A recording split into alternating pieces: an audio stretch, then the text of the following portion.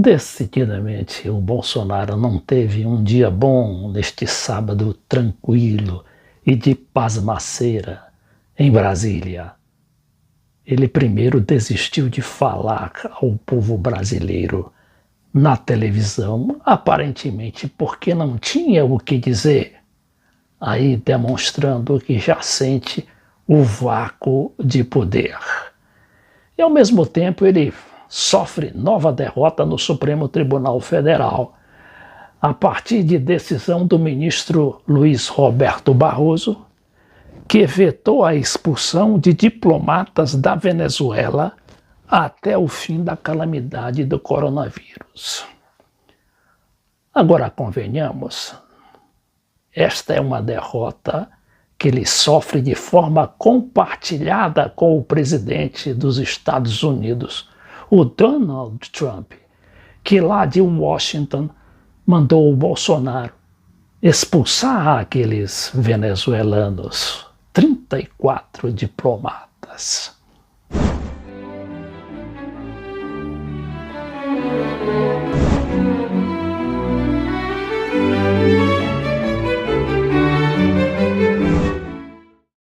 Mas antes, vamos tentar entender essa questão dos venezuelanos. Quem são esses 34 expulsos pelo Bolsonaro? E são diplomatas não apenas de Brasília, como dos vários consulados que a Venezuela tem do Belém do Pará, pelo Rio de Janeiro até São Paulo. Eles eram, por acaso, guerrilheiros ou terroristas perigosos? Não, eles pura e simplesmente eram pais de família, são pais de família, diplomatas altamente respeitados, alguns deles já serviram em Washington e também na Europa.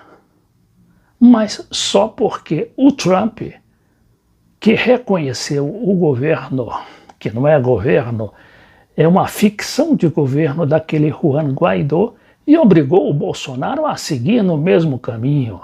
E não só o Bolsonaro, como todos os países da América Latina, à exceção da Venezuela, da Bolívia, que agora mudou de governo, da Nicarágua e de Cuba. É uma situação estapafúrdia e que contraria e viola todas as regras e convenções internacionais. Mas são os Estados Unidos que mandam. E esse governo, que não é governo, é reconhecido por 55 países, inclusive todos os países da Europa, não é, da Ásia, o Japão, menos a China, menos o Irã e a Rússia. O resto, quase tudo, não é? Reconheceu esse Juan Guaidó.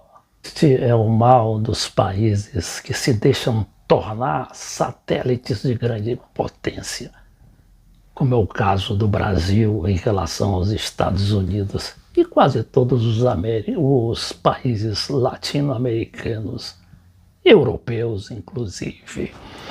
Agora, o que queria o Trump e a administração atual dos Estados Unidos, que não difere muito do que seria uma administração democrata, porque o Joe Biden, o principal candidato da oposição ao Trump, também já anunciou esse propósito de continuar perseguindo a Venezuela.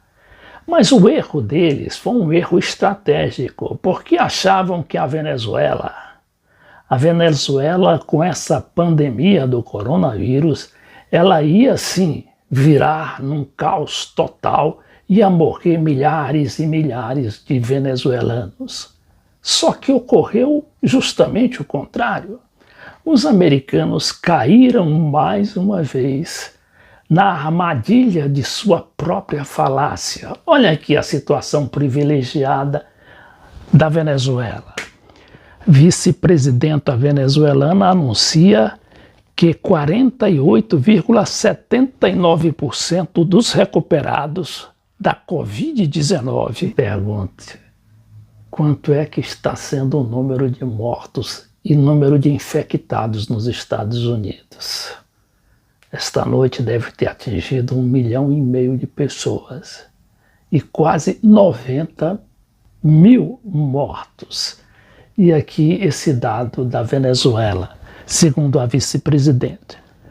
Nas últimas 24 horas, se detectaram 45 novos casos da Covid-19, situados em Barinas, Nova Esparta, Anzoátegui, Amazonas, Aragua e Distrito Capital, para chegar a 504 casos confirmados no país, diz a vice-presidente.